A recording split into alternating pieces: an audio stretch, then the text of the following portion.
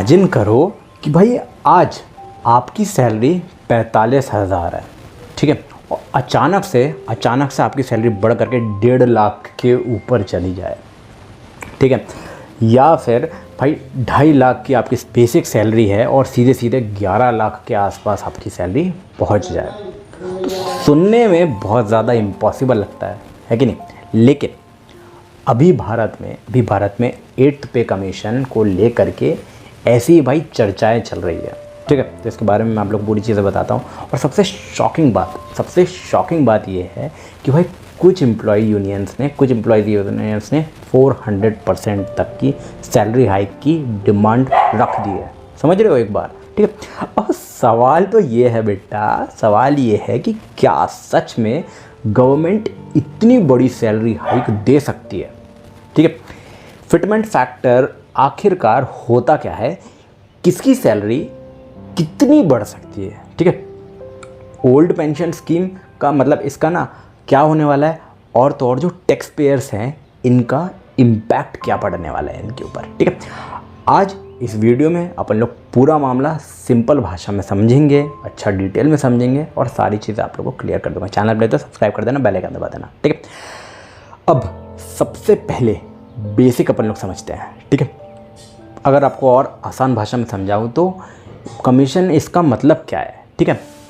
अब देखो, गवर्नमेंट का वो पैनल है जो ये डिसाइड करता है कि भाई सरकारी कर्मचारियों की जो सैलरी है कितनी बढ़ेगी, सैलरी तो बढ़ेगी, कितनी बढ़ेगी, पेंशन कैसे रिवाइज होगी, अलाउंसेस जो हैं वो कितने बढ़ेंगे, ये चीज़ें होती हैं, ठीक है।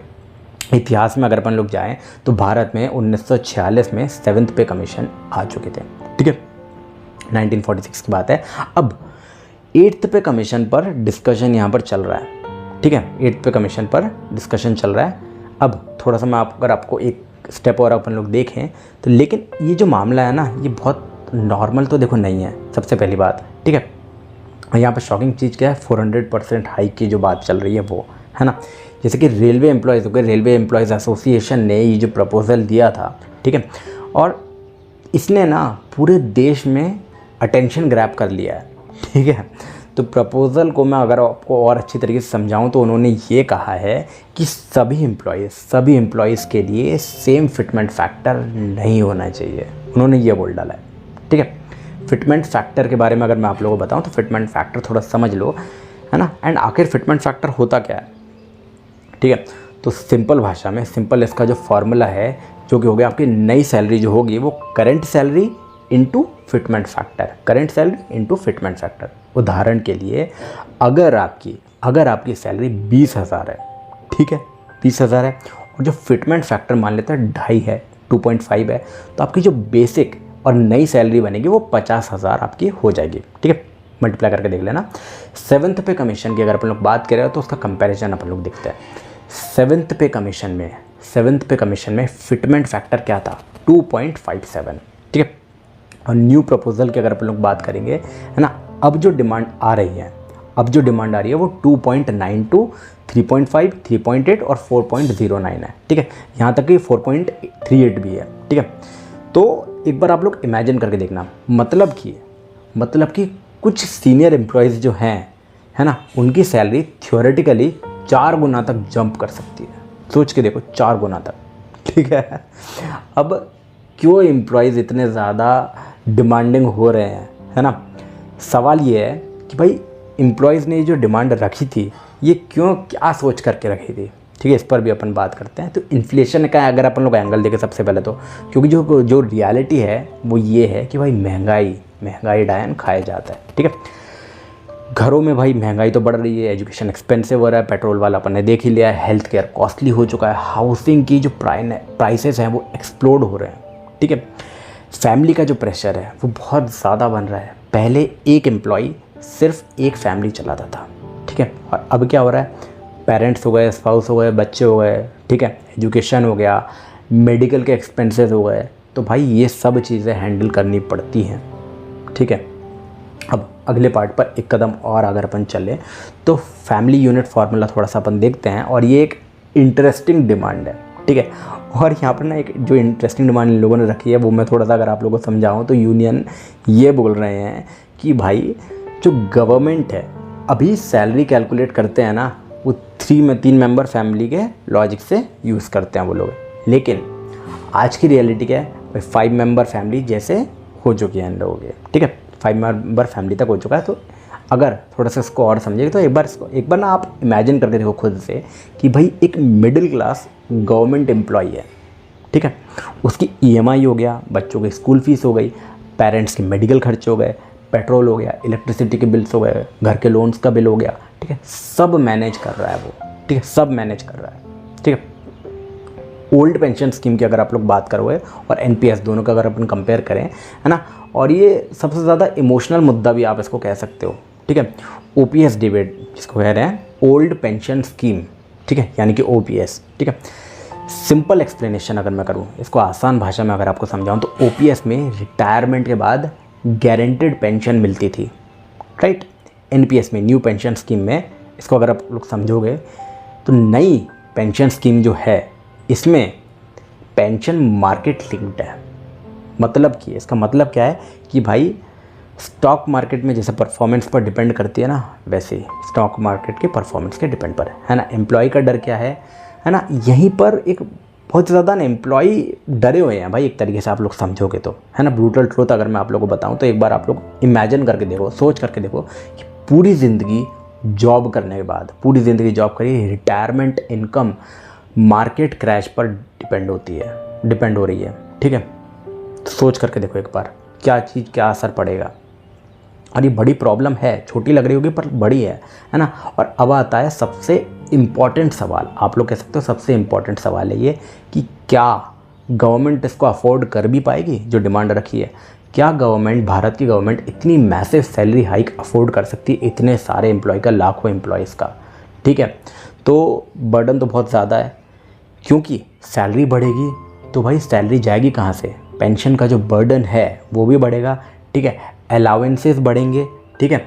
और उसके बाद में बहुत सारी चीज़ें होंगी, जैसे स्टेट गवर्नमेंट्स पर जो प्रेशर है वो और ज़्यादा आएगा, ठीक है, सेंट्रल गवर्नमेंट्स पर भी आएगा, जो कंपनी है उन पर भी आएगा। जो इम्पॉर्टेंट पॉइंट ये है, और ये आप लोग को याद रखना है कि सेंट्रल पे कमीशन का जो इम्पैक्ट है सिर्फ और सिर्फ सेंटर तक लिमिटेड नहीं रहता है, ठीक है। कई स्टेट्स भी बाद में सैलरी रिवाइज करती है, ठीक है, कई स्टेट्स करती है।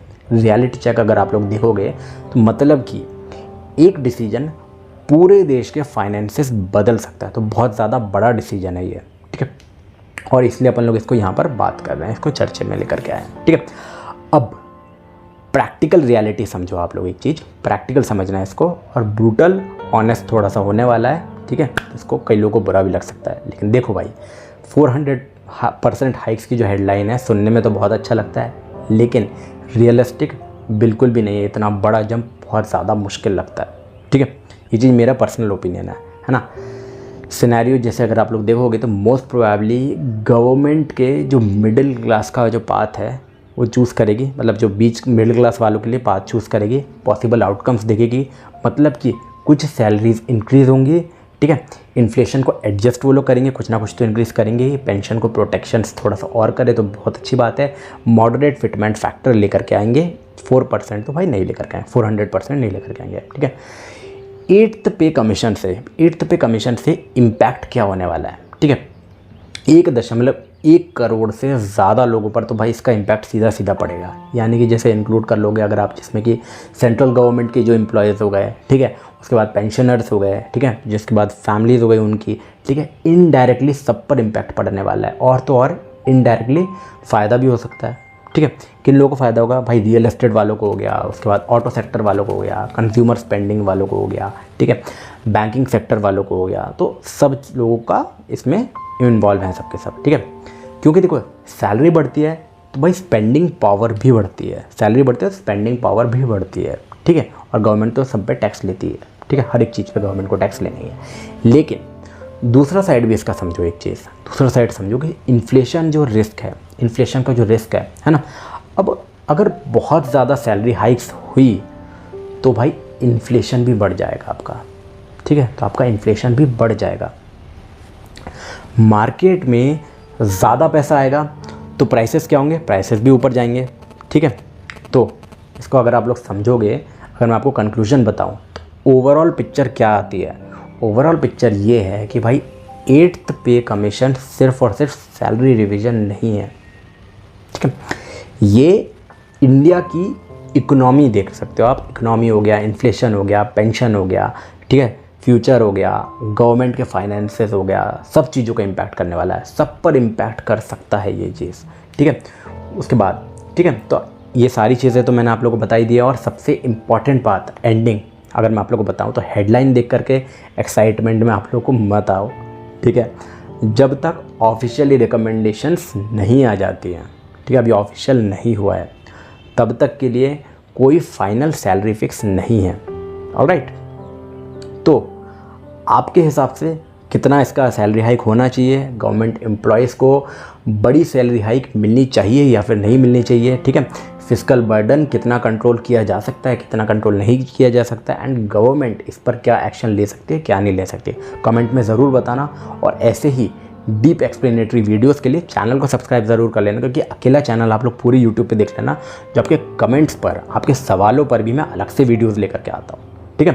तो ये भी सवाल किसी ने पूछा था, इस पर भी मैं अलग से वीडियो लेकर के, अगर आपके मन में कोई सवाल है तो आप वो भी कमेंट कर सकते हो, मैं उस पर भी वीडियो लेकर के आऊँगा। बस कंडीशन इतनी सी है कि आपको चैनल शेयर करो, ज़्यादा से ज़्यादा सब्सक्राइब करा हुआ होना ही चाहिए, ठीक है, और ज़्यादा से ज़्यादा ग्रुप्स में शेयर करो।